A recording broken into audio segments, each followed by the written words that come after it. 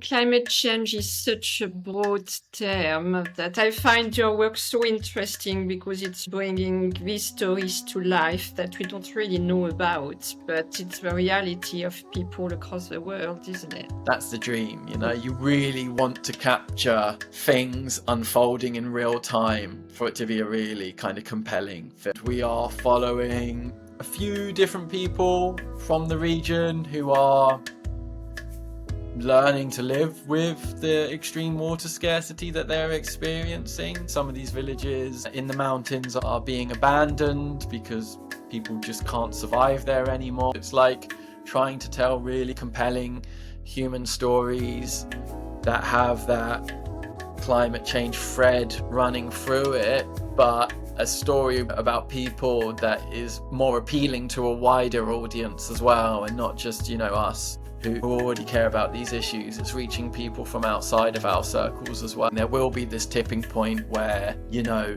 the floods will be too severe for the flood defences to hold them back. The droughts will last too long for the water solutions to work anymore. You know, these solutions are great and we need to support them, but we also need to reduce emissions. So I think I try really hard to keep communicating that in all the work that I do. Adaptation solutions are great, they're necessary, but we can't just rely on them. Reducing emissions is super important.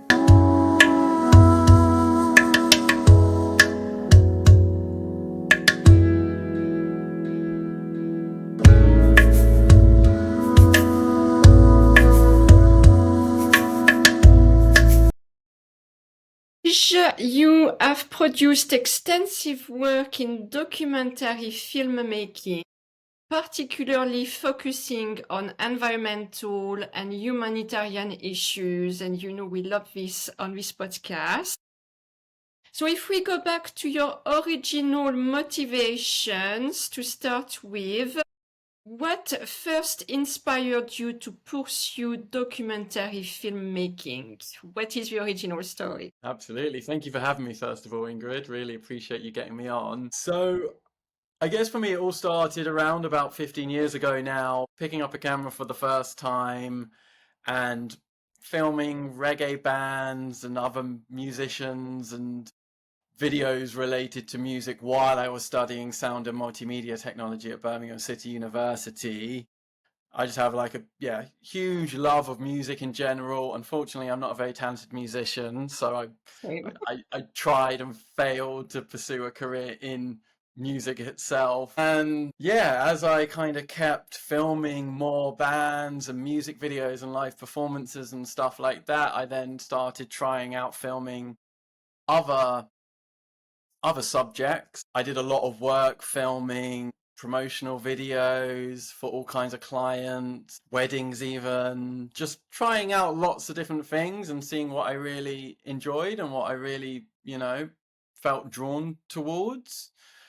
And it kind of, kept building and building and became a career quite quickly for me, which was a bit of a surprise because I thought it'd be quite difficult like music, you know, a creative industry. I thought filmmaking would be super competitive, and it is quite competitive, but maybe it felt like it wasn't quite as competitive as music.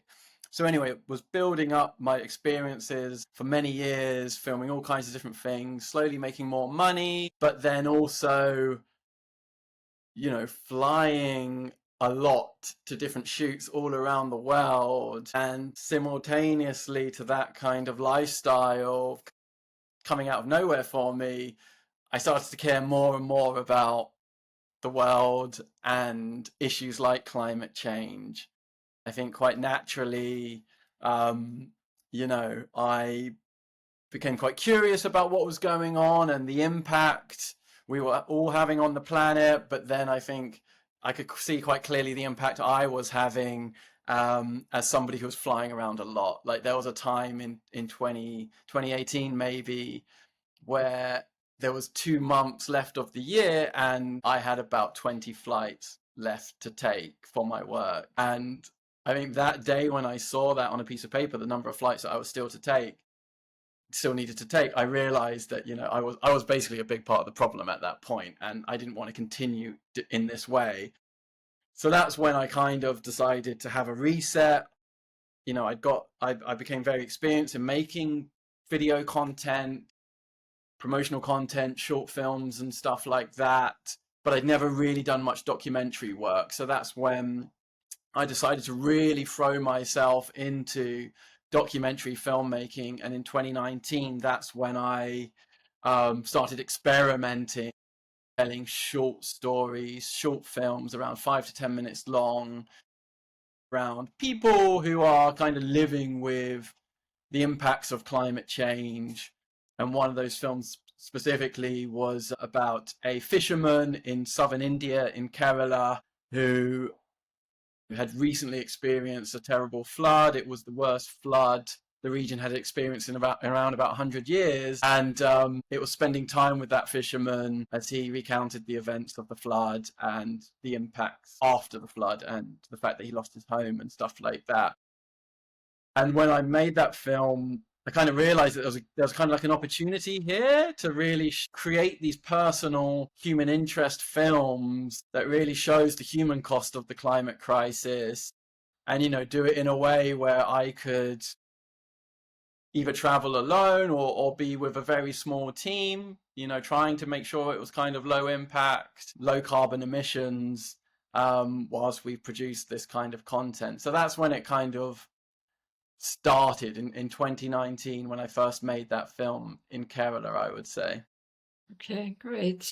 So did the years of COVID impact you? Because obviously you were talking of traveling and it was probably a lot more limited then. Yeah, absolutely. So I was actually in Kathmandu when the pandemic started, and that was while I was working on my first feature-length film, which I had started filming at the end of 2019. You know, after having this year of experimenting with documentary filmmaking, I finally committed to making a feature-length film with my collaborator Nilima Valangi, who's an amazing Indian climate change journalist and communicator. So we spent 3 months filming at the end of 2019, and then 2020 in March we went back to Nepal to continue filming and finish filming the Weight of Water. But while we were there, a few weeks into returning to the country and spending some time in Kathmandu to catch up with our other collaborators, that's when the pandemic started. So lockdown started like it did everywhere in the world, and then it meant that we couldn't do anything, and we were just literally stuck in Kathmandu for what ended up being about 3.5 months in strict lockdown, no chance to get out of the country. Even I missed all the evacuation flights because I thought that we could wait it out and then continue filming. So that was a big problem, and that caused a lot of issues in finishing that production in particular, but we managed it in the end. It took a long time. Okay, so we'll talk a bit later about challenges you might meet during filming. I guess that was a big one. Yeah, absolutely. So you were talking about your motivations around climate change. Has there been any big pivotal moment or project that really solidified your commitment to environmental and humanitarian storytelling? Something else perhaps that you haven't mentioned? Yeah, absolutely. I think, you know, the two kind of, because they were the first ones, the film in Kerala with the fisherman, I think that was such a kind of eye-opening experience to really see firsthand the impacts of climate change on somebody, and somebody who also um you know, during that flood that he experienced in 2019 and the devastation that was happening all around him and even to his own home, he went out on his fishing boat and rescued many people in the neighboring villages. So it was so inspiring and like touching to spend time with somebody who has such a powerful story that no one had really heard before. It was kind of, as I say, that was a really eye-opening experience for me. It's like, hang on, there are lots of incredible stories that are left untold from regions like India and many other places in the world. And I think I really just got excited and saw the importance of getting these stories out there. So that was definitely one that really was eye-opening for me. And again, The Weight of Water being the first feature-length film, and kind of gaining an understanding of how you can tell these long form stories, 90 minutes, to people in a cinema setting, and really see that you can tell these climate stories, which sometimes can be maybe a bit too, maybe not that it's a bad thing that it's science focused, but it doesn't really connect. It doesn't really hit people emotionally if it's just about the science. So realizing that you can tell these stories in a kind of cinematic way that hits people emotionally, and then can also leave them feeling better informed about what is going on, and what they can do about it.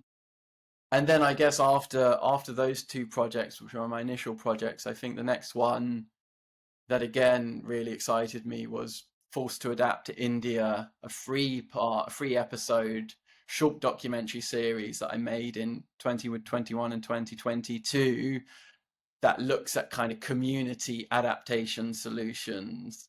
So again, like just meeting these kinds of unsung heroes in really often in rural settings, but in informal settlements, in cities as well, just like really incredible, confident, powerful people from these kind of from these communities all over India, and like seeing how they are dedicating their life to help their community, and how if you have many of these kind of heroes dotted around in all of these different places, if you combine all of that, that ends up having a really, really, really huge impact. And I think, again, that was something that really inspired me, is the kind of community nature of these solutions, and how people that really understand those communities are helping them to adapt to the climate crisis and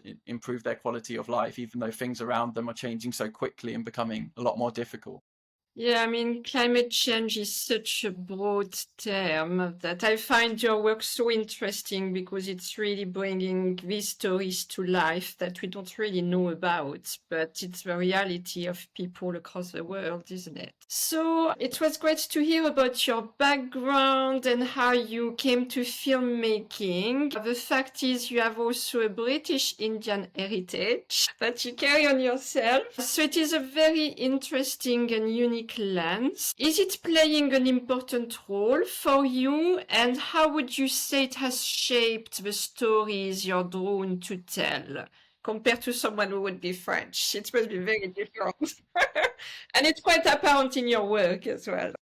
Well, thank you. That really means a lot to hearing you say that. I think for the longest time, I kind of had this real deep sense of imposter syndrome, because I'm a very British, half Indian person. Like I had never lived in India before, and I was brought up by mainly my English side of the family. My Indian family now mainly live in like Canada and the US. So I think growing up, I felt quite detached from my Indian heritage, but was very curious about it.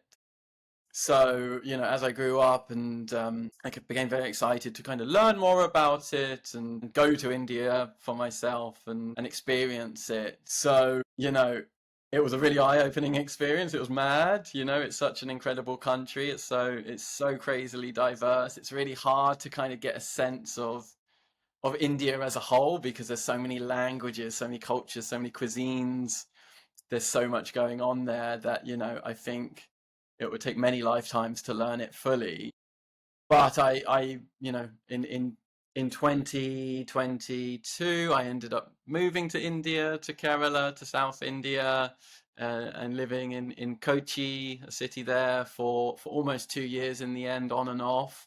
And, there's no better way to kind of get to know a place than to live there and really try and immerse yourself in it. And I feel like that really changed my perception of India and my understanding of it. So I definitely feel like do have a much greater understanding, but I still do feel like a bit of an outsider when I'm there, understandably. But the way that I kind of remedy that in my films is through collaboration with just incredible people that are from India and from the regions where I'm filming. So as I mentioned earlier, my collaborator on The Weight of Water was Nalima Valangi. As I said, she's an incredible climate change communicator and journalist from India. She's also spent a lot of time in Nepal, many years in Nepal. So she was a great person to collaborate on that film. We're now making our next feature-length film together, The Retreat, which we're filming in northern India, in Ladakh. So it's basically vitally important to me that I try and tell these stories authentically as possible and doing justice to the people that feature in the film and to the region as a whole as well. And I think, yeah, for me, the best way to do that is obviously immerse myself in it, but also collaborate as much as possible with a local team. So going back to the Forced to Adapt, for each of the 3 films, we were collaborating with NGOs who were working on the issues that we were telling in the stories. And it was a very collaborative process of, understanding the issues through those NGOs and through the local people that work there. For all of those films in the Forced to Adapt series, they're all local NGOs. They're all Indian NGOs, and they all are specifically from those regions as well. In the end, when we were filming those stories, it was only myself and my camera assistant, Mike Rumsey, who were the only people who traveled from outside of India. And it's basically the same with every project I've done so far. It's normally just me traveling there and then working with a local team as much as possible. Very brave and a very interesting story. I actually didn't know you lived in India, so that's really interesting. So if we stay with this documentary you've referred to already, The Weight of Water, it has won some awards, I think, so perhaps you can tell us about that.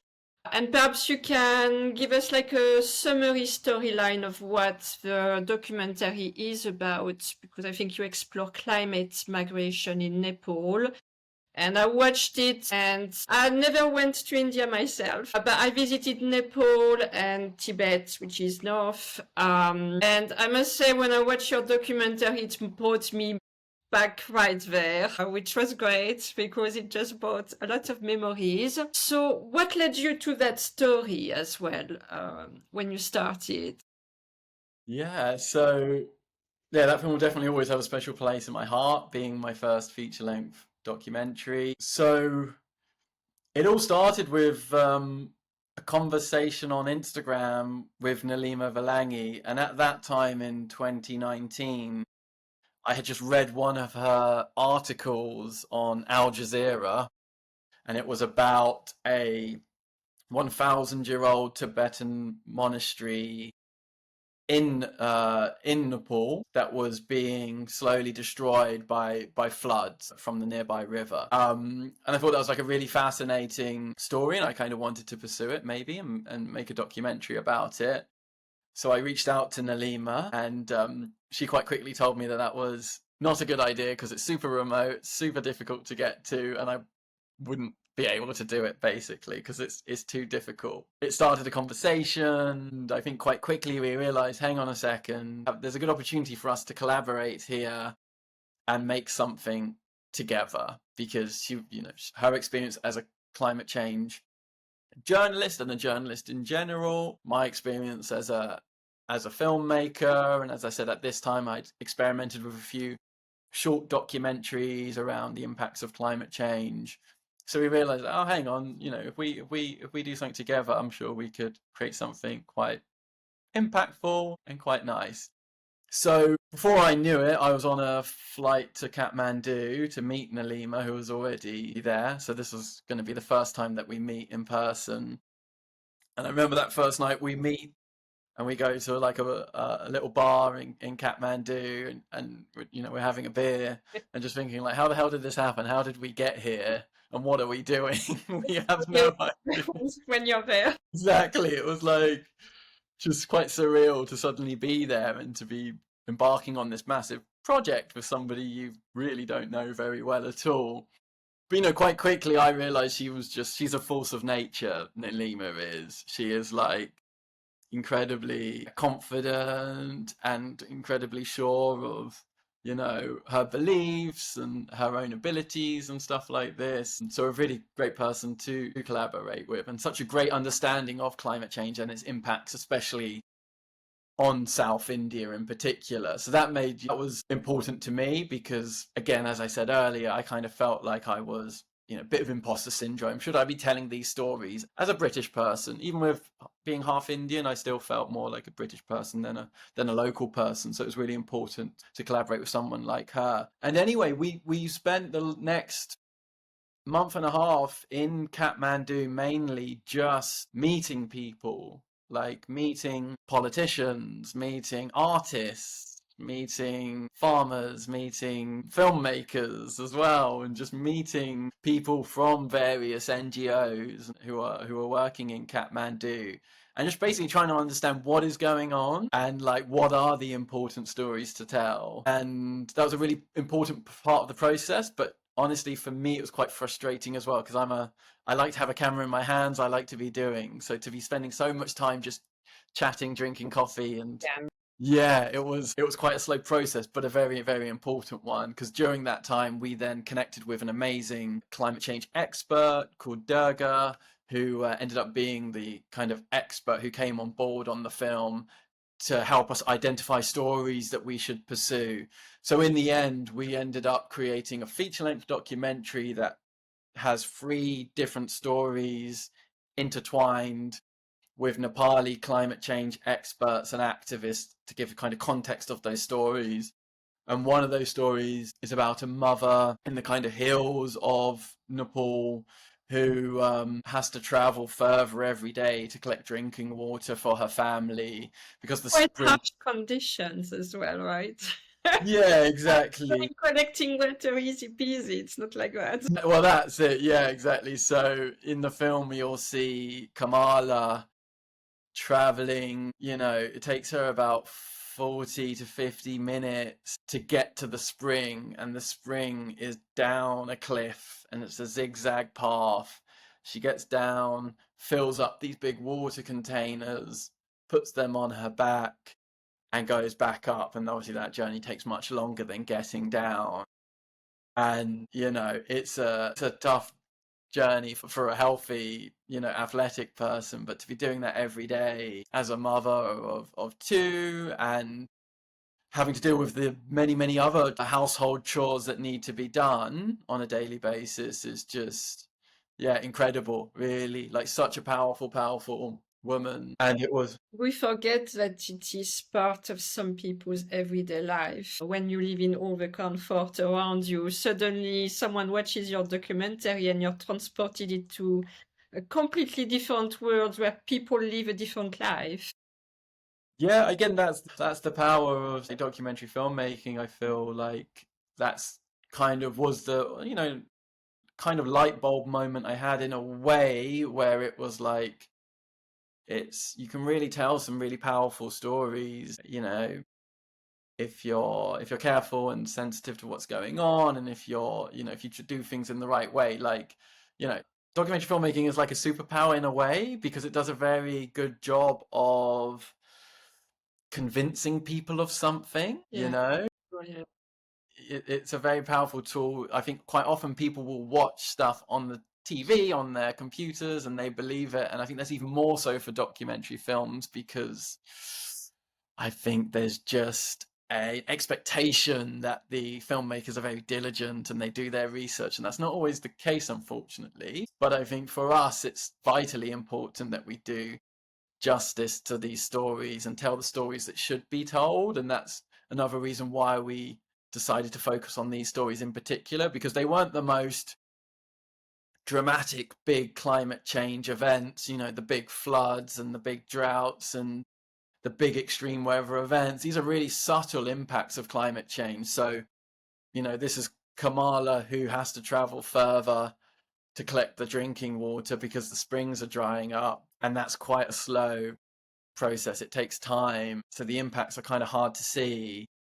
But what it means is people like Kamala and other women in her village are suffering more with their health. They end up getting stuff like uterine prolapse more easily because of the heavy lifting and doing it for longer periods of time every day. So that was one of the stories, was following Kamala. Another one was a grassroots football academy in the kind of lowlands, the Terai region of Nepal, where this was a really like incredible grassroots football academy that a lot of their young people have ended up going to like play in the Nepali Premier League and stuff like this, and end up playing for the national team. And it's like a really incredible small grassroots football academy, but that has a really huge impact. And you've got people from all over, young people from all over Nepal coming there to train at this football academy so they can follow their dreams of becoming, incredible football players. But sadly, football fields that they practice on are getting flooded more regularly because floods are happening more regularly close by. Whereas floods used to happen once every 5 years, now they're happening every year, and the pitches have no time to recover, and there's nowhere for these guys to train because it's a town that is quite highly populated, and that has a knock-on effect of these young people turning to maybe drugs or alcohol or other things. So again, a really kind of subtle impact of how these changes to the climate and slight changes to the conditions where people are living is having a big knock-on effect that we don't immediately think about. That's unexpected, but that's a true story. Yeah, that's it. And then the final story is the most tragic of the three. It's a story of a young girl who was traveling home from school, and there was some sudden heavy rains and some flash floods, and tragically she was swept away in the flash flood and tragically died. We spent time with her family to understand what their life is like now, what it was like in the past, and how things have changed, and what it feels like to lose somebody, to lose a child who really shouldn't have been lost in those kinds of circumstances. It was a mixture of obviously this extreme weather happening, but also bad kind of development in that town, where the road basically was built over a river. And then when they were returning home from school, the only option is to walk through this river, basically. So like, we're not just trying to say, hey, look at this flood, climate change, and climate change killed this young girl. It's like, these are examples of stories that are going to happen more and more in the future. Climate change is exacerbating that, but also we've got to really be smarter with the ways that we develop our communities, our cities, and the way that we plan, and our infrastructure as well. Yeah, it's really the impact on people and the communities.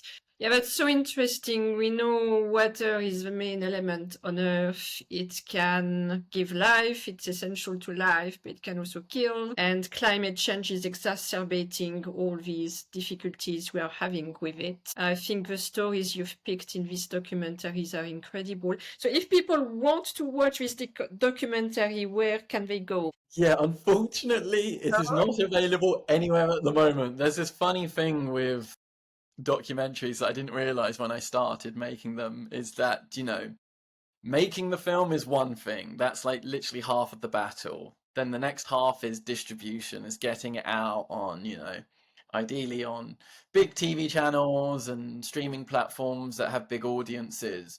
So when we first released the film, we managed to strike a deal with DW, Deutsche Welle, which is a German TV channel. And that was the perfect deal for us because they released it in English, Spanish, German, and Arabic. They broadcast it on their TV channels in those languages dozens of times in the end. And then they also released it on YouTube and on their website without a paywall. So, stuff like Netflix is I'd call it like the sexy kind of distribution option that, most filmmakers would love to have. But when it comes to a film like this, for us, that has such an important message, we don't want it to only be available for people that have a Netflix subscription. We want it to be available for everybody.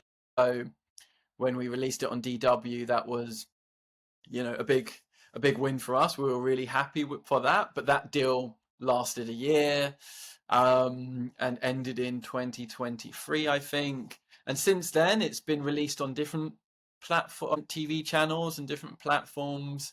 It was on a French TV channel. I forget the name. It begins with a U. From my understanding, it's the French Discovery Channel, basically, like Ushaya or something like that. Ushuaia, yeah. Ushuaia, yeah. Okay.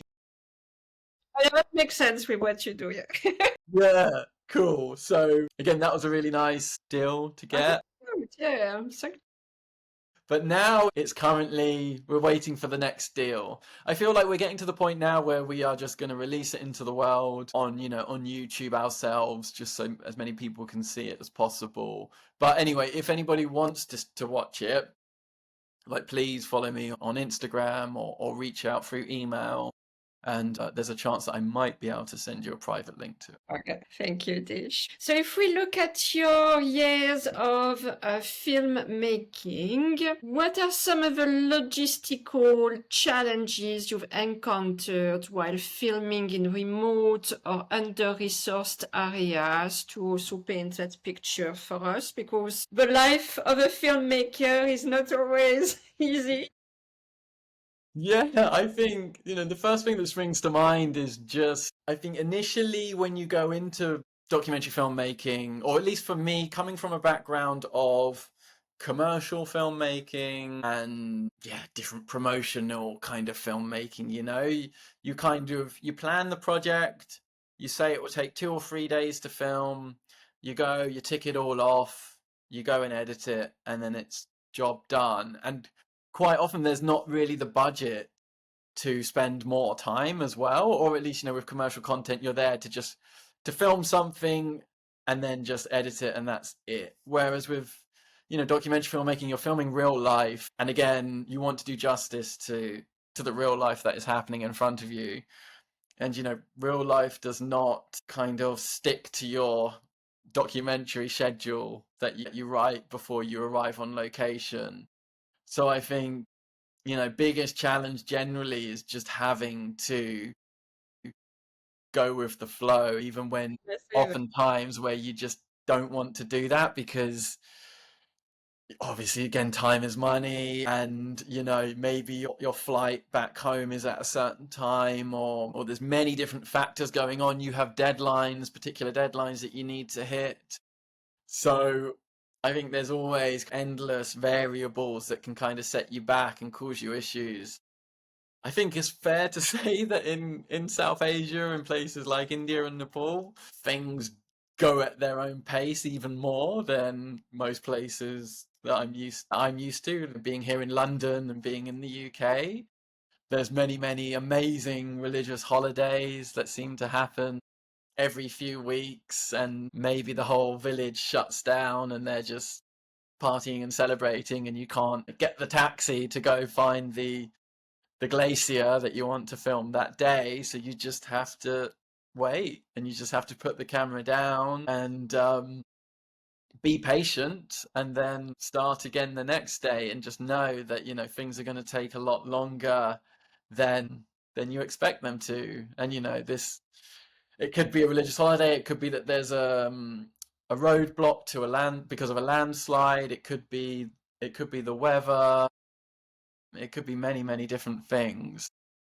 I think generally that's the biggest challenge, but after living in India, you get used to it, and you kind of appreciate it in a way, Like here in London, it's non-stop and it's unstoppable, Things never stop. Maybe a bank holiday and stuff, things you get a day off here and there.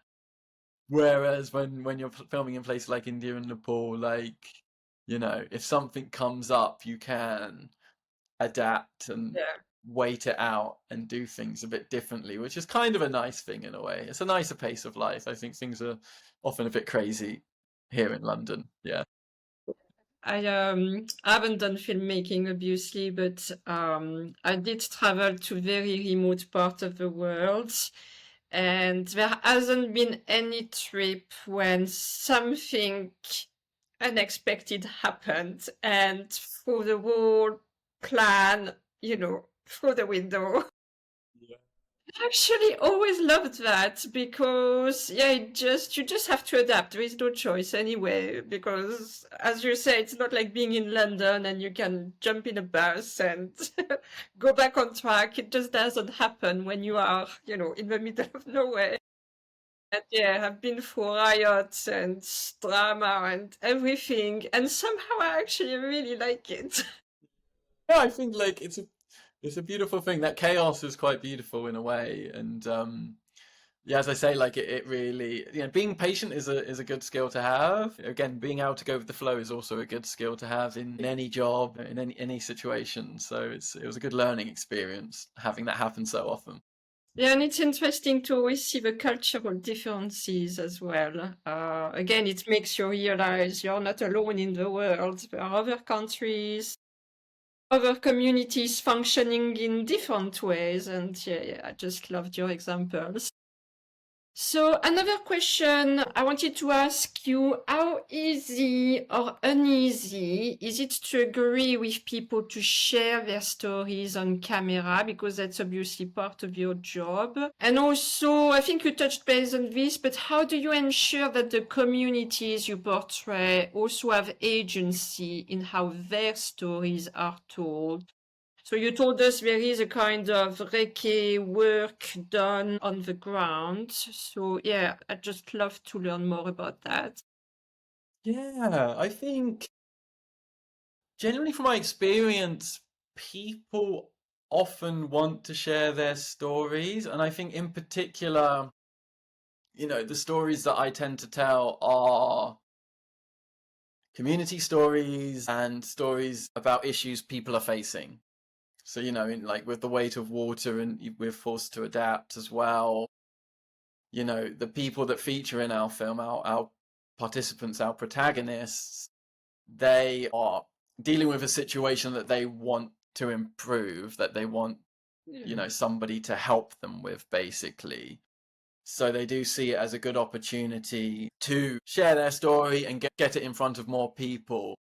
So I guess that's one part of it. Generally, the stories that I'm pursuing, people want to share. They want to share that story. They're not just wanting to keep it to themselves, or generally it's not always such a sensitive topic that they would be worried about sharing it. That definitely does depend, but generally it's kind of something they want to share first of all. And I think second, if you look at the work that I've done so far. If you Google me, even when we're in the villages of Nepal or in the Himalayas or wherever, one can basically find my profile online because everyone's connected nowadays. So I think once they see the kind of work that I do, they can see what my intention is. The kind of tagline at the top of my website at the moment is like uncovering the human face of the climate crisis. So it's kind of trying to show what's happening in these regions, in places all over the world. And, with the main goal of improving the situation for those people, for the people in those places, and improving that as soon as possible. So I think those are the kind of two key things. I think there's the difficulty I face is when I'm going to these kinds of places is I can't speak the language. So, the best way to get somebody to trust you is to just talk to them and be authentic, Yeah. but I can't really do that. I can only do that through a translator. So that's definitely something that I do try to do, but that's, it's a bit more of a slow process. Doing it in that way. And then once, we've got the person to agree to share their story, to be interviewed and to be part of the film, it's then just basically a relationship that never ends. You try and keep dialogue going with them, often again maybe through an NGO or through a local fixer, but then you just try and make sure that throughout the whole process that they're comfortable with what's going on, they're happy with what's being said. And sometimes there are times where somebody might say, I said something in that interview that I don't want to go public. Can that not go in the film? And then all the time you just say, yes, that's fine. And we don't put that in the film. So I think, as I say, it's really important to just keep that relationship going as much as possible. And I've made like quite a few films now, and I'll be 100% honest, I'm not in touch with everybody all the time, but I do catch up with a lot of the of the participants in my films, and that's such a like lovely thing for me in my life now, is to like catch up with Anjana, the farmer in Maharashtra, who is helping her community adapt to climate change, or Shaji, the fisherman on the backwaters. And whenever I can, I go and return to these places, and it's always just like the most magical experience, because yeah, the fact that they're so excited to have that connection and to see me again, it really means the world to me. So I think, yeah, like, it's so important to try and keep those connections and relationships going. Yeah, these connections are really special. Yeah, that's great, Dish. So, a kind of wider question for you. What do you see as the filmmaker's role in the climate movement today? That's obviously your area of focus, and you are obviously part of a wider community. But if we reflect on how do you see the role in the climate movement today? There are a lot of stories to tell. Yeah, absolutely. That's it. I think, I kind of touched on it a little bit earlier, and it's like I really hope that other filmmakers like myself are really trying to pursue the stories that really, really matter, and really understanding, which ones we should give focus to. I guess in a way it's a team effort, that, as you say, there are so many stories out there, so there's so many different ones to cover. But I think it's vitally important that it's like energy is spent in the areas that are most needed, and sometimes it's kind of a little bit difficult to see that as well. And climate change is complicated. It's really hard to understand exactly what is going on, and I think we really need to be spreading facts and spreading knowledge and understanding, and highlighting the areas that are most impacted and most need the kind of support. But I think in more generally, the kind of role of us as filmmakers is to get the message out there that there are so many people already being impacted by climate change today.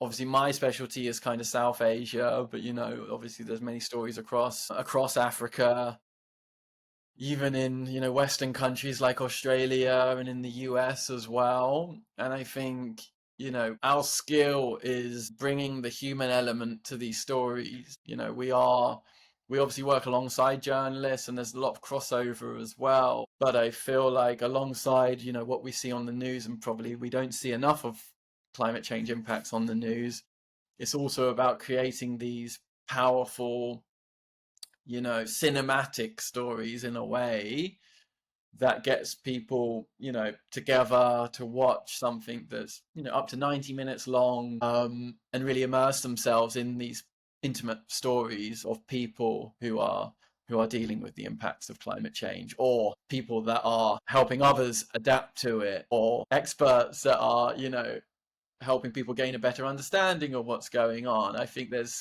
so, as you say, there's so many stories out there, and I think there's such great opportunity for more people to get involved and tell more of these stories, and put on more events as well to bring people together to watch them. Yeah, absolutely.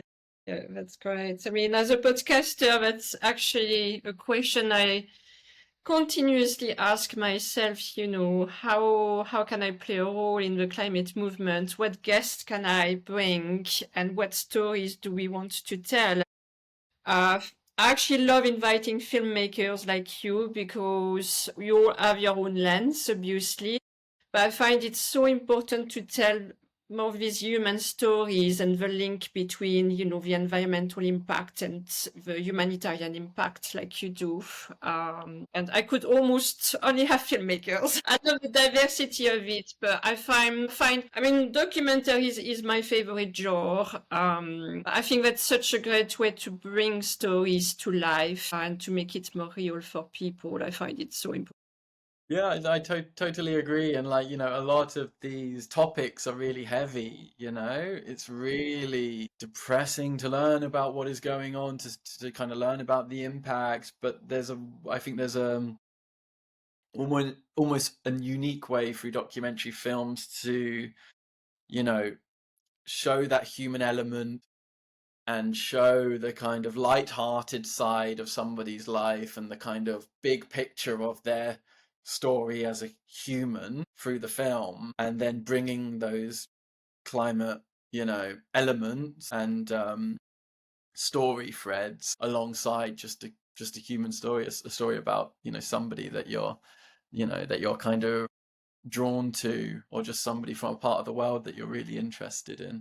So let's talk about your creative process when creating a documentary. So could you walk us briefly through an overview of your process when developing a documentary from concept to completion? What are the steps for any aspiring filmmakers, for example? Yeah, absolutely. So I think, when it comes to these kind of climate stories specifically, you really, again, what kind of echoing what I said earlier, but you really want to understand what is going on and what the important stories are, so you know where to look in the first place. So, you might have an idea. It might, you might want it to be related to water. You might want it to be related to like forest fires. You might want it to be related to nature and conservation and stuff like this. Have a think about what story you want to tell first of all, and then naturally you start to do your research, you start digging. Watching other documentaries is a good idea, watching TV programs, obviously reading articles, reading academic literature, just trying to get like a full picture of whatever it is you think you want to tell. And then I think inevitably through doing that process, and if you do it long enough, something really interesting will reveal itself. And that's when you start to hope in a way that no one else has covered it quite yet, or they haven't covered it in the way that you want to. So it's one thing to find a story that is like really incredible, but at the end of the day, sadly, if somebody else has already done it, and let's say it's already done well and a lot of people already know about it, if you're trying to make a film that has meaningful impact, there's no point just redoing something that somebody has already done in a similar way, and that person may have already had the impact, right? That's kind of what I have to remind myself, and that's the kind of what I want to focus on is, the number one aim is meaningful impact through these films. Otherwise I'd still be filming documentaries about reggae bands or something like that if it was just for fun and for great stories, So yeah, that's it. Really trying to understand the issue first of all and doing your research. Once you have it, a rough idea of what you want to create, then you've got to find your protagonist, like the main person who features in your film, or main people that feature in your film.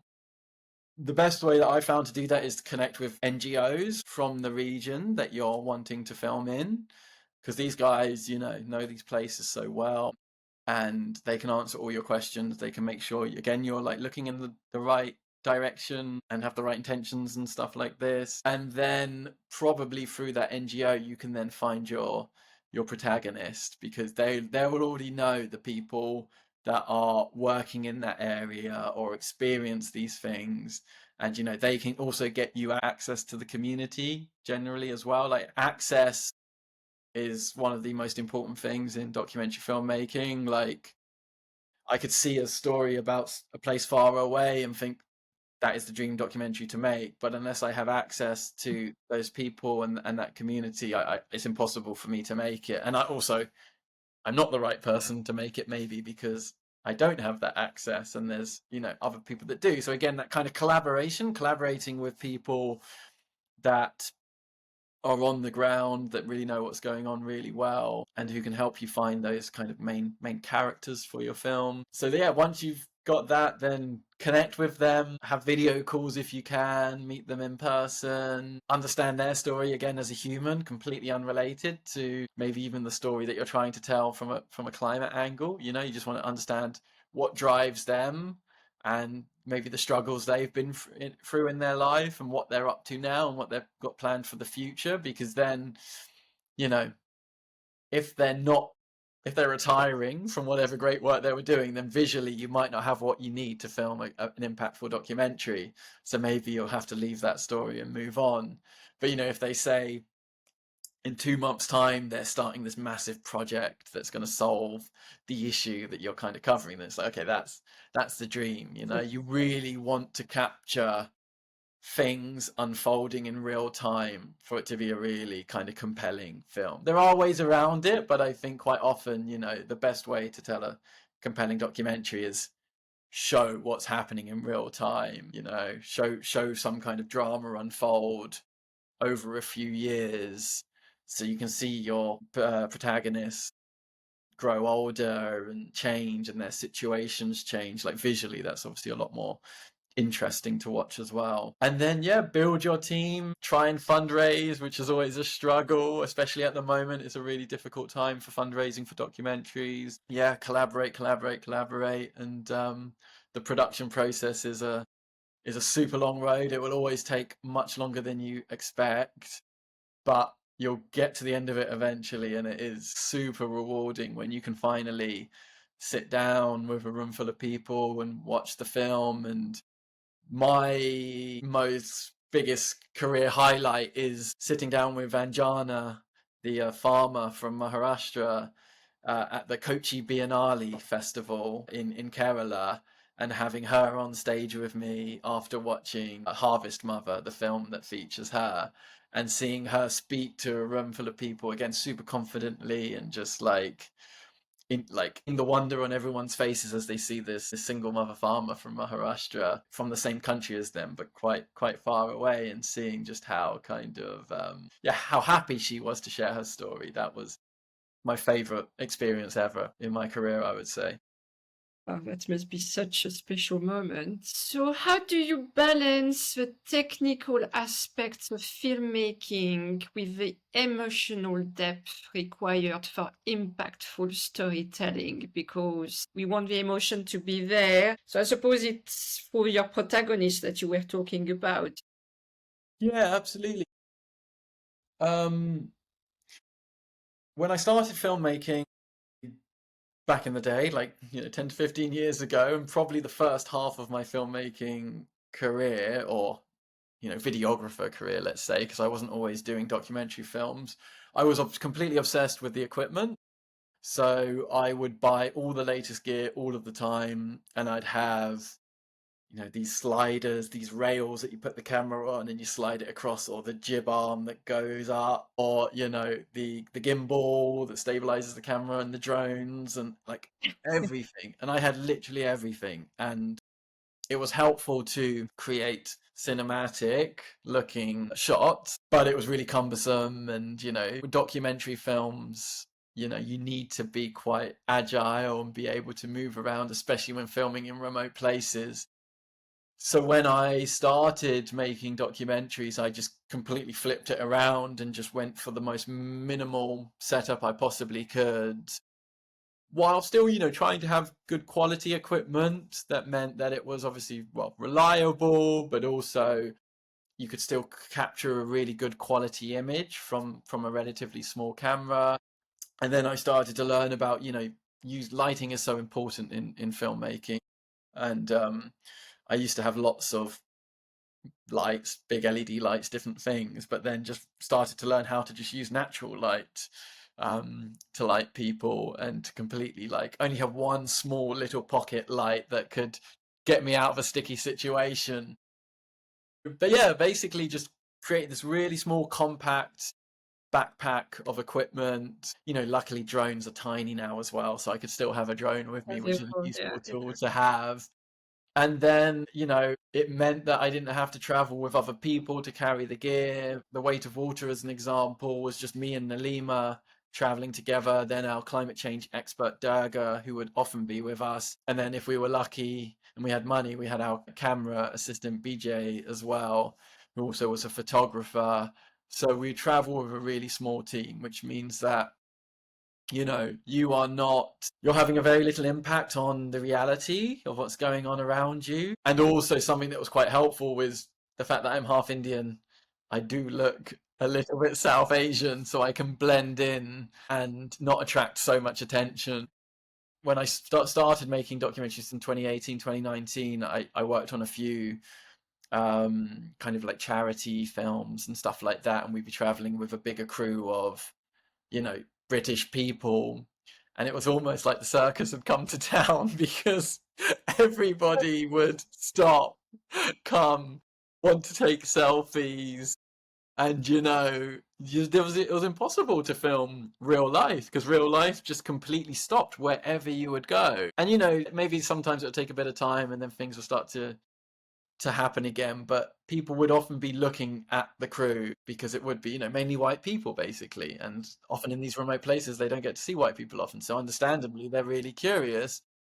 But for me, being half Indian, as long as I keep my mouth shut, nobody realizes that I'm Don't stare this at you. foreigner. Because sometimes I stumble upon a very blonde girl, typical European blue eyes, and at the moment she's in India, and all her videos are about people staring at her. So that makes Yeah, exactly. That's it. And it's obviously it can't be helped, but for me it's like an amazing superpower to be invisible in these places. It's it makes all the difference as a documentary filmmaker. You want to be invisible. You don't want anyone to even know you're there, really. You're not that you're doing anything like dodgy, but it's just a matter of wanting the reality to be as real as it possibly can be. Understandably, when there's a camera involved, it changes things, but if you are quiet and if you do try and stay in the background and keep your mouth shut, you can quite often be quite go under the radar with your camera, especially with I know this is a podcast, so the listeners won't see it, but this is the camera that I use. It's a small mirrorless camera, Sony A7S III, and you're not attracting too much attention using equipment like that. Okay, yes, super interesting to hear your feedback about the gear as well. Like on Sunday, I actually did an event with someone who was filming. Suddenly I realized she was filming with a tiny, tiny camera. I was like, what is this? I didn't realize it was a camera. And yeah, you can film very light today. Yeah, like it's a game changer, and these cameras have only been around for, 20 years. No more than 20 years, more like 15 years, I would say. Yeah. So, this has changed documentary filmmaking because you can really, go under the radar. And also you can film on your phone now. It's really powerful. So anybody who wants to give it a go, I'd highly recommend just trying to film with their phone, watching some YouTube videos about how to do it, and giving it a go because it's such a powerful tool in your pocket. Yeah, definitely. So a question I'm intrigued about as well, to see if you have any tricks on this, because when we talk of climate, environmental, humanitarian issues, there is obviously a lot of urgency attached to it, a lot of emotion attached to it. So have you ever had to make some creative choices to translate that urgency and emotion into visuals? Yeah, that's the biggest challenge quite often is doing exactly that, because often the climate change impacts that you're telling in the films maybe have already happened. Maybe it was a flooding event that had already happened, or something that just doesn't really translate visually, like, for example, a drought. You can show, cracked, dry ground, but it's not the most powerful imagery in the world. So it's quite often that you're having to think really creatively about conveying emotion in really kind of abstract ways. So yeah, like it's just a matter of getting a matter of getting creative. And for example, if somebody is recounting a story of some great tragedy that had happened to them, small things like how you frame that person in the shot makes a big difference. How either how you light them or how you place them in an environment that is lit in a certain way So you can create it, you can make it look a bit more dark and moody. You know, if there's a flower, a wilting flower on the windowsill, then you can, get a close up of that. And then on top of that, sound is such a powerful tool as well. And you can add sound design that can really help convey certain emotions as well. So yeah, like it's a big challenge. I think a good example is in The Weight of Water, when the family are recounting their daughter tragically dying in that flash flood. Obviously, we didn't have the visuals of that, and I don't think we would have used those visuals even if we did. But we used shots of the family close by to the river and close by to the area where their daughter tragically died. We had to be very, do this in a sensitive way. We had to make sure they were happy about doing this. And, it wasn't just a matter of chucking them in that location and filming it. It was very much just like a slow, gradual process of talking to them about what we were doing and trying to get them to understand the film we were making. And, I guess their hope and their reason for being involved was because they didn't want this to happen to somebody else's daughter. And also in the hope that somebody would see it and help them, change the road that currently goes over the river and do some work to it to improve the situation. But so we filmed them close to the river. We filmed different kind of shots, as I kind of said earlier, about like, wide shots with lots of empty space, some close-ups of their face as they looked off into the distance and stuff like that. So yeah, you really have to kind of think outside the box and think of kind of like artistic and abstract ways to communicate emotion sometimes. Yeah, that's really interesting, Deej. So moving on, you have partnered with organizations like BBC Storyworks or the World Health Organization Foundation, WaterBear, and others. Do these partnerships, do these organizations influence your storytelling approach sometimes or your creative vision? Is it sometimes a co-creation, or do you have usually complete creative freedom? I wanted to ask you this. Yeah. So it depends on the project, really. When it comes to my independent documentary films, like The Weight of Water, like Forced to Adapt, and like the Retreat, the one that we're making at the moment, we ensure we have complete creative freedom almost entirely. Like it's really difficult to get that, of course, because people who attach themselves to the film by providing funding want to know that, maybe it's going to be on brand or there's not going to be something that they disagree with. So it's not always easy to do that. Quite often what we do is we just start making the film first. So, we kind of get so far along making the film independently, or with like a very small amount of funding from somebody close in our network that our values really align and we know we're able to get the creative freedom. So we start that way, and then once we have something to show, like a sizzle reel or a trailer, we send that off to organizations that might be able to provide more funding. And then generally the way that it goes from my experience so far is, if they're happy with how the trailer or the sizzle is looking, and they're happy with the discussions they have with us, then it's fine to continue making the film without them trying to get too involved with the creative side of things. I think we do things, we make life difficult for ourselves basically by doing it in that way, because you're less likely to get funding because networks and different funders want to be a little bit more involved quite often, but we don't really want that, to be honest. So yeah, we're kind of causing ourselves some issue there. So for those projects, we retain almost complete creative freedom, and we're very grateful to work with some great organizations that appreciate the work we do and trust us, based on the work we've done already and based on the conversations. They can see that, Yeah. we're doing things with the best intentions and we're doing things quite diligently in terms of understanding, the science and understanding the real kind of situation on the ground as much as possible. Then when it comes to stuff like BBC Storyworks and other branded content and other kind of more commercial films that I make, yeah, it's very much a collaborative process where, often it's more their vision than it is mine, and I'm there to collaborate. Yeah, to collaborate with them to kind of either direct or guide it and, bring it to life in the best way possible. And I think, that's just the nature of commercial filmmaking, is that there's key messaging to hit, there's branding guidelines and stuff like this.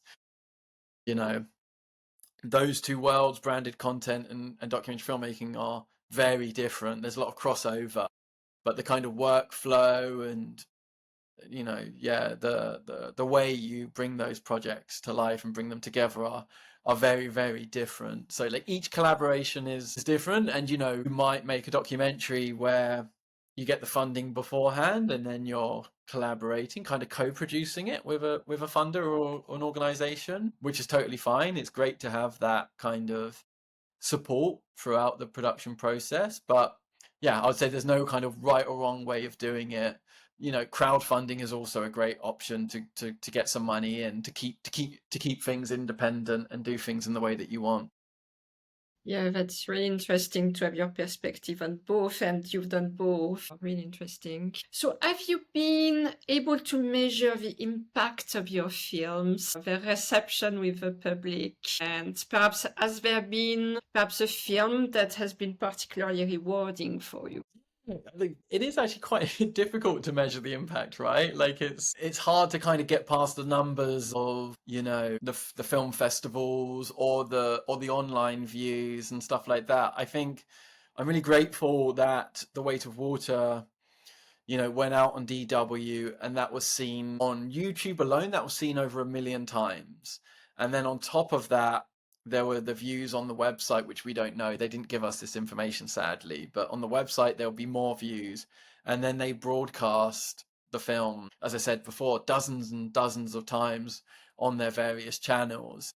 So in terms of views from that distribution deal alone, like that was a pretty huge impact, I think. You got people from all over the world, multiple languages, watching the film, understanding what life is like on the ground in rural Nepal for the people that feature in our films. And I think it helps people gain a better understanding of the struggles of people like Kamala, the mother. I think that was a particularly impactful story that really stuck with people for a long time. So yeah, we could see that distribution deal with DW, it got a lot of views.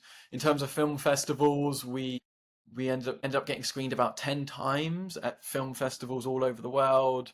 It won Best Documentary at Aravalli Film Festival in India, which was really lovely.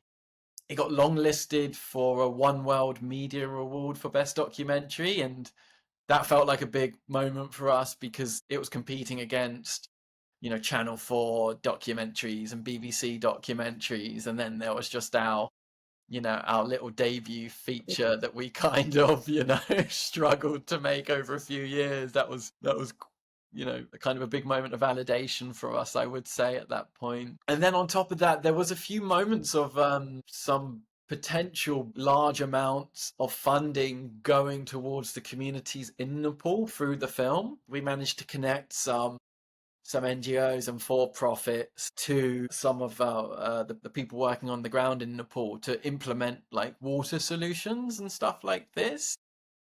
And one of those projects was for a big amount of money. It was over like $1 million, but sadly that didn't go through in the end. It got really far along, but sadly it didn't get confirmed in the end, which was disappointing for us because it felt like it was going to be a moment of like real kind of tangible impact for the people that feature in the film, but it didn't quite work out in the end.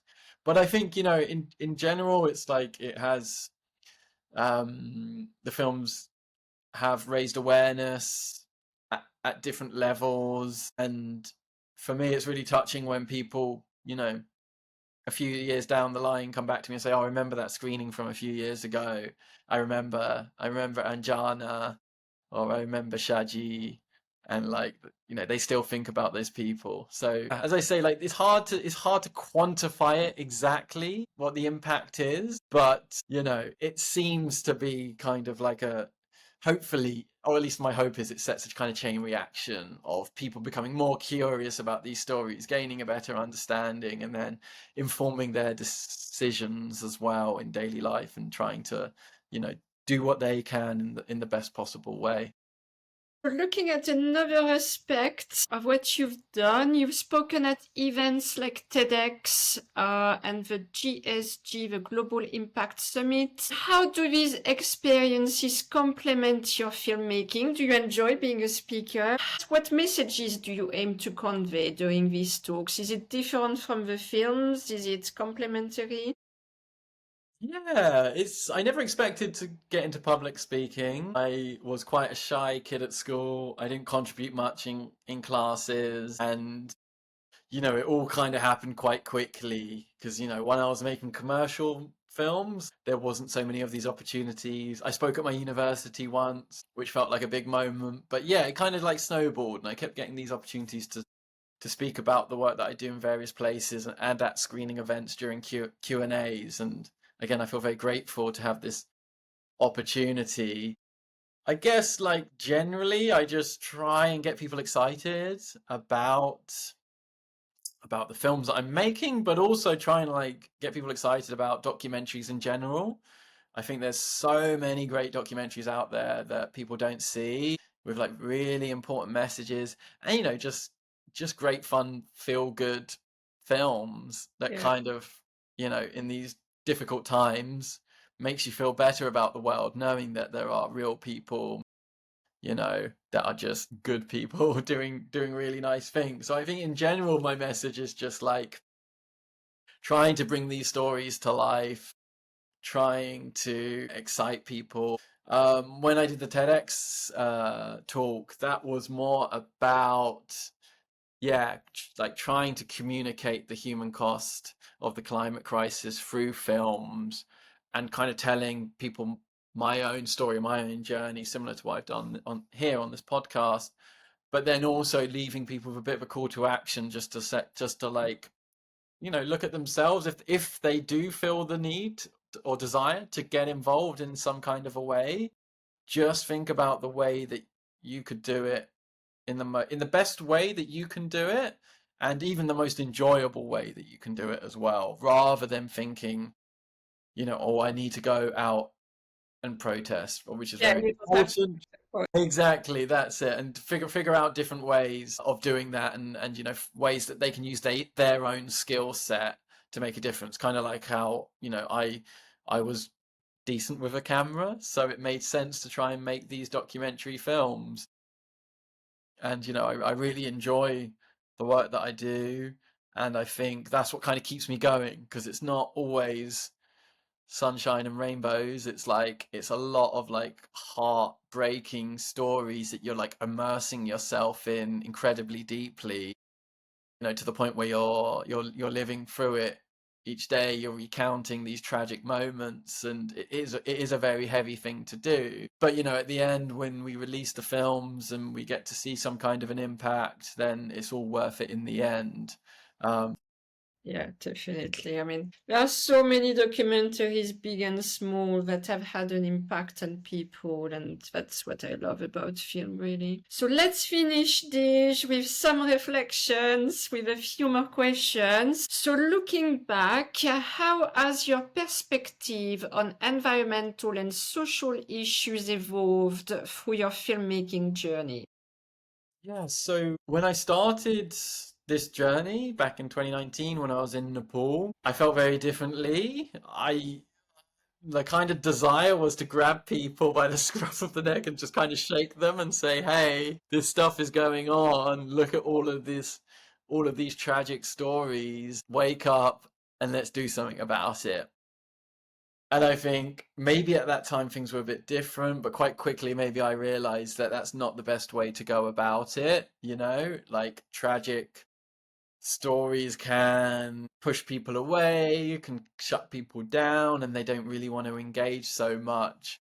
So I think, it started off in that direction, really focusing on the issues and the impacts of climate change and how people are suffering, basically. And now, since then, moving on to like the Forced to Adapt series, it was looking at the community solutions the adaptation solutions that can improve people's quality of life, even though things are becoming more challenging for them. And like the name of that series is quite, a negative name in a way, forced to adapt, but the stories are quite positive. They're quite hopeful and quite like, I would say inspiring. But I think, we can't forget that the situation is terrible, that people can't just keep adapting forever and they'll keep surviving. There will be this tipping point where, the floods will be too severe for the flood defenses to hold them back. The droughts will last too long for the water solutions to work anymore. These solutions are great and we need to support them, but we also need to reduce emissions. So I think I try really hard to like keep communicating that in all the work that I do. Like, adaptation solutions are great, they're necessary, but we can't just rely on them. Reducing emissions is super important. And I think, now as I kind of move forward into the future, it's more of a human focus, to be honest with you. It's like trying to tell really compelling human stories that have that climate change thread running through it, but a story about people that is more appealing to a wider audience as well, and not just, us who already care about these issues. It's reaching people from outside of our circles as well. And I think that's vitally important. And I think the way to do that is, you figure out more subtle ways to include, these elements of climate change in these stories as well. I absolutely love your perspective on this. I have witnessed this evolution with many people in the impact industry, if I can name it like this. Like, we've been through all the scientific facts, the urgency, creating urgency. But the next step is really to bring more and more people on board. And this is when these human stories matter so much, because it's about how do you relate to them to really start triggering action and change. Totally. So looking at the future now, what upcoming projects are you excited about? I know there are some that are confidential. Absolutely. We won't talk about them. But what for the ones you can mention, what themes will they explore? Yeah, absolutely. So the kind of big one I'm working on at the moment is in some ways the sequel to The Weight of Water, even though it's quite unrelated. I call it the sequel because it's the next film me and Nalima are making together, and it's focused around the shrinking glaciers in northern India, in Ladakh, in a remote region called Zanskar. And we are following a few different people from the region who are, you know, learning to live with the extreme water scarcity that they're experiencing. Some of these villages in the mountains are being abandoned because people just can't survive there anymore, so they're having to move elsewhere. A lot of people from these communities are reliant on agriculture, and as the glaciers shrink, there's less water for that. There's less snowfall as well. But there are some really kind of neat adaptation solutions that people are implementing, like basically growing their own artificial glaciers in the mountains that, they grow them in the winter, and then over the summertime or spring and summer they melt and provide water when it's needed, in the agricultural season that starts basically now in that region. It's April, May, and June, April and May, depending on which region it is. So it's like really beautiful locations, and like Ladakh is a beautiful state in India, very mountainous, very sparsely populated. So yeah, very excited to continue that project. I'm going back to Ladakh on the 10th of June for 2 weeks.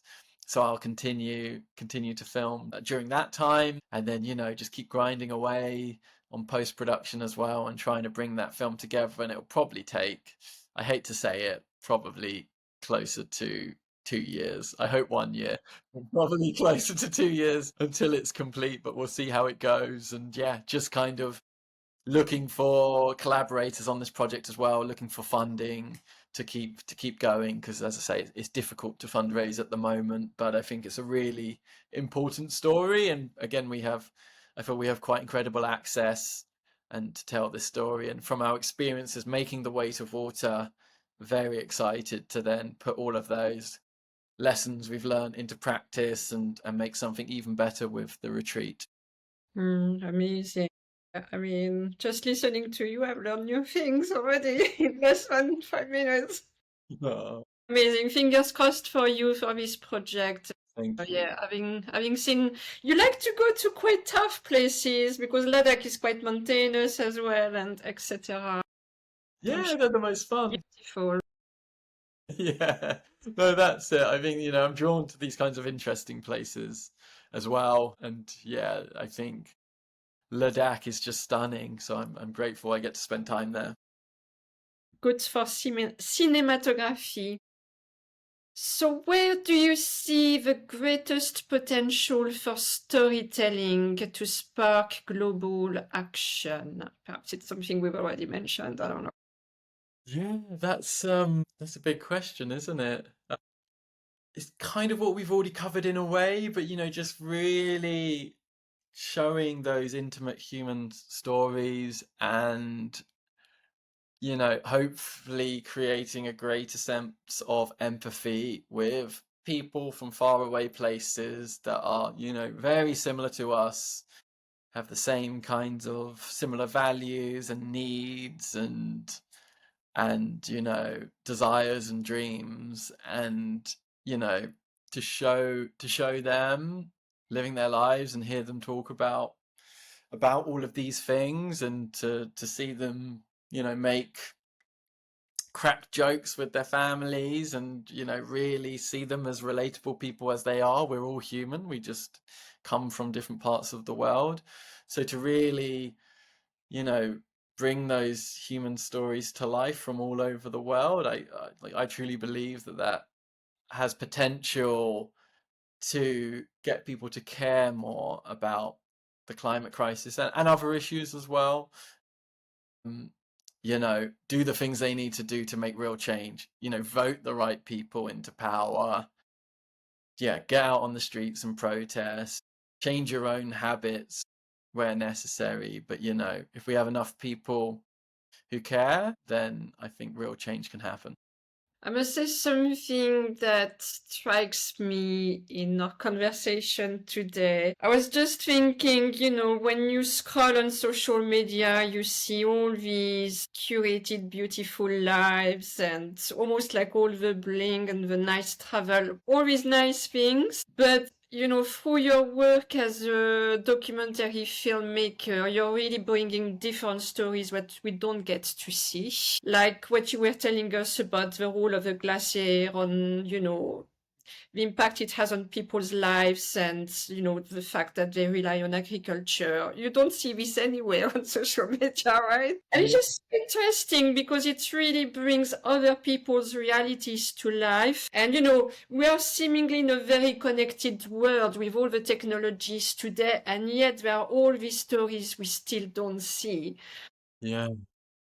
I think that's a big problem with social media, right? Like the algorithm does a very good job of just picking certain content, and that content isn't, important issues from places all over the world. It's other stuff that, I don't think is particularly often very healthy to consume. It's more of a distraction from all the problems in the world. So, maybe one day that can change, because there is this content on Instagram. There are these pages that make beautiful short Instagram reels and stuff like that to kind of educate about what's going on. But I think it's more the algorithm more than people not really wanting to see it. I think it pushes that stuff to the Yeah, side. right. Yeah, definitely. So, Deej, last question. With all your experience accumulated so far, what advice would you give aspiring storytellers or filmmakers who would wish to use their craft for environmental advocacy? Yeah, I would say pick up your camera, get outside, start shooting, start creating, start making mistakes and learning from those mistakes and repeat, basically. I think the best thing to do, because, anyone basically has the tools now. As I said earlier, a phone camera does the job. It might not be something that you end up putting on BBC or Netflix or something like that, but it will help you learn, at least at the beginning. So I think it's so important just to get out and start making, start doing. And you learn so much from that process. And then I think, we're quite lucky that there is a lot of great educational content on YouTube. Over the years, I've learned so much from YouTube. There's great filmmakers that share their knowledge in really like informative and engaging videos. So definitely just go onto YouTube and search for tutorial videos. If you want to send me a message, you can send me a message and I can send you links to some of these great content creators. And yeah, as I say, just keep learning and keep discovering your own voice and the stories that you want to tell. Like what is important to you, and what is the important stories to tell as well. So, yeah, just get out there. The best time to start is like now, like right now. Start creating. Great advice. So I'm glad we are finishing on this. This podcast is also called Shades of Life, with the idea that we each hold the power to paint life with our own colors, to leave a meaningful imprint on the planet. So I always end the podcast with the same question for the guest and for you today. If you were a color, what would it be and why? And it can be anything you want and for any reason we want. Lovely one. Well, my color is basically yellow or mango yellow or mustard. So the color that I would pick is maybe like a golden yellow, like a sunshine yellow. Partly because I just like it. Most of the clothes I have is yellow. I'm looking around because I'm not wearing any of it now. But anyway, I just like, how bright it is, how it's the color of sunshine. And I just think it's like warm and very like hopeful color. So, I guess that's what I try and do with my films in a way, is for it to be light and warmth and for it to spread out into the world and have some kind of an impact. That's the hope, at least. Ah, fabulous. And you are someone with a very warm personality, so that suits you very, very well. Oh, thank you, Ingrid. So, Deej, I'm afraid we are at the end of the podcast, and I'm so glad we reconnected through it. Thank you so much for joining me today. Thank you so much. It's really been a pleasure. I've really enjoyed it. Thank you. I know you started a new journey with fatherhood, because you will have a newborn pretty soon, now in a few months, and I'm sure that you will share your new documentary project with your little girl or your little boy, or perhaps it will be twins, who knows. Thank you so much, Ingrid. So well with the new fatherhood journey as well, in addition to your traveling projects around the world. Oh, thank you so much. Yeah, I'm so excited for this next chapter in my life. It's gonna be lovely. And thank you for the inspiration today. Thank you to everyone for watching and listening. And we will be back with a new guest next week. Thank you. Well, thank you.